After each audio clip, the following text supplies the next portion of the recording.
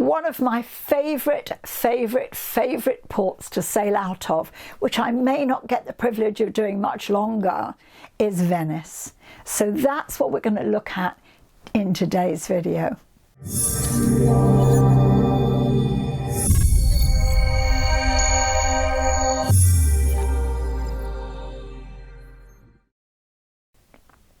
Hi, I'm Jan Obridge. I'm the cruise queen.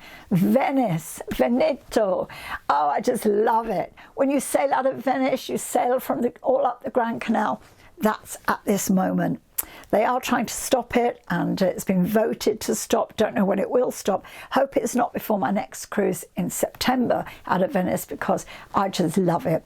Actually, sailing out of Venice takes quite a long time. It takes probably a good hour to come up the Grand Canal, because the ships go very, very, very slowly, so as not to cause a wash. And in fact, I think the water taxis make more of a wash than the cruise ships. But just to be able to see the views over Venice is just amazing. So if you get opportunity to sail out of Venice before they close it off, then take it, because it really is such an amazing, amazing, amazing port to sail out of. So having said all that, what about when you're in Venice? Well, first of all, everyone knows Venice is flooded.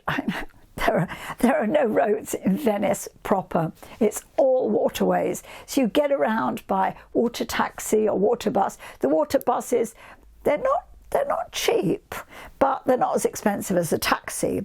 But if you want to get around, you can walk, of course, because lots of walkways and go between bridges and so on. There's a lot of areas to walk, but getting a water taxi or water bus is quite a good idea. You can buy I think you can buy a ticket for about €7, and it will take you where you need to go.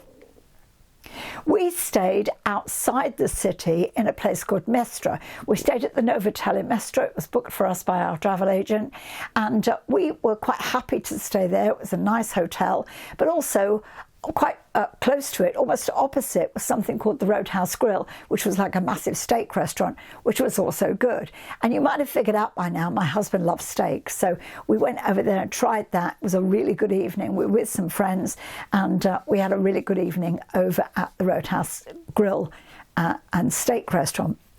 But the next day we decided to go into Venice proper, and we got buses. It was an experience, a really fun experience going on the bus. It's very simple, and the hotel gave us directions of where to get on the bus and where to get off the bus, and so we had to get two buses. Where we stopped, there was a bunch of buses stopped there, so everyone got off and you just got onto the next one. They'd already told us what number to look for, so we got on that and went into Venice proper, where we got off and walked. So I think it cost us just over €1 each, something like that. I think we paid 50 cents for the first bus and maybe 50 or 60 for the second bus, but really quite comfortable, no problem, very loud. You know, Italians are loud, they make me look quiet, which is quite a feat.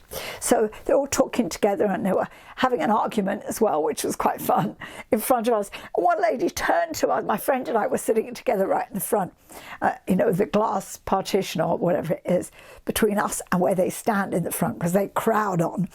And she's trying to engage us in the argument. We didn't understand a word she said, so we just kind of smiled, but she's trying to get us on her side. So they were having this battle. So it was quite an entertaining ride. But we got there safe and sound, we got back safe and sound. It was very, very simple to do. Now, of course, there are some things you have to see when you're in Venice. The Rialto Bridge is just famous. It's got shops on there. You can go and stand on the Rialto Bridge and walk across it. We had a coffee in a little cafe in view of the Rialto Bridge, just watching the world go by, which was lovely. In Venice, there's lots of places to eat and drink. It's just, an amazing city. Of course, the most famous area is St. Mark's Square. And the Basilica there, and there's a tower that you can go up. And so it's really beautiful. And they have restaurants and cafes there. Do not go there unless you want to drop a lot of money, because they are expensive, really expensive. You know, you pay like €6 for a Coke or something. So we don't eat or drink on St Mark's Square. We go and visit, we have a wander around, have a look at all the shops, it's all the posh shops, and then we go off from there into one of the side streets. And we found a lovely place in a little paved area, a restaurant in a little paved area, which was lovely, had lunch there. Also, a thing to do in Venice is get a gondola ride. Now, we had a gondola ride included in our cruise ticket. It was thrown in.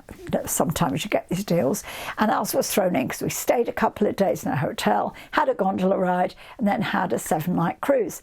So we did the gondola ride, which was lovely. Our friends had never done it before. The weather was stunning, so it was great. My husband said to the gondola driver, "Are you going to start singing then?" And he said, "No, I'm driver." so that was that. We didn't get any singing, not one cornetto or anything, but it really was lovely, just going along all the little side canals, if you like, looking at all the different things in Venice, close up and personal.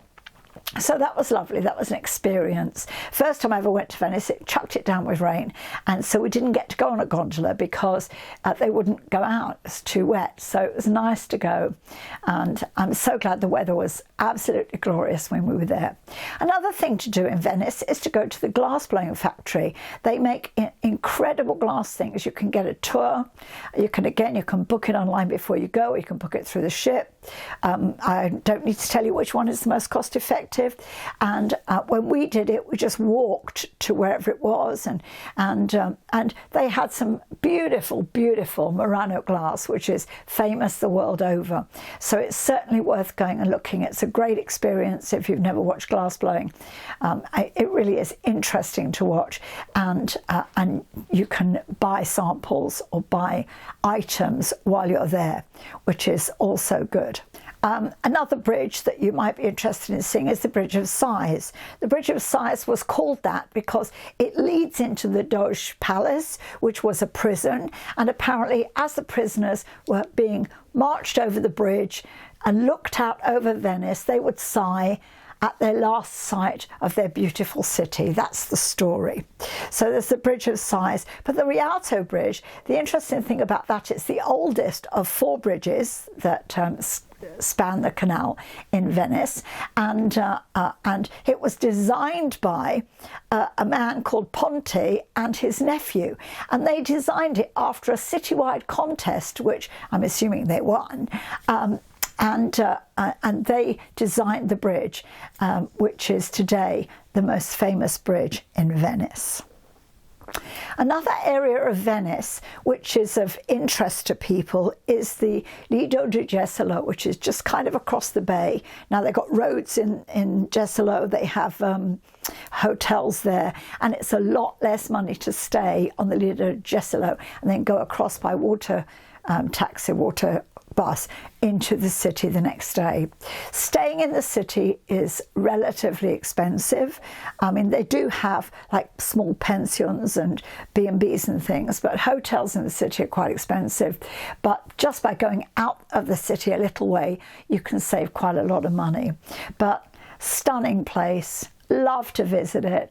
It's my favourite, as I said, my favourite port ever to sail out of and into, and there's so much to see. So I hope you've enjoyed this video. If you have, please hit the subscribe button and the notification bell. Give me a thumbs up to say you liked it. Share it with your friends. I'm Janet Rich. I'm the Cruise Queen. Have a great week.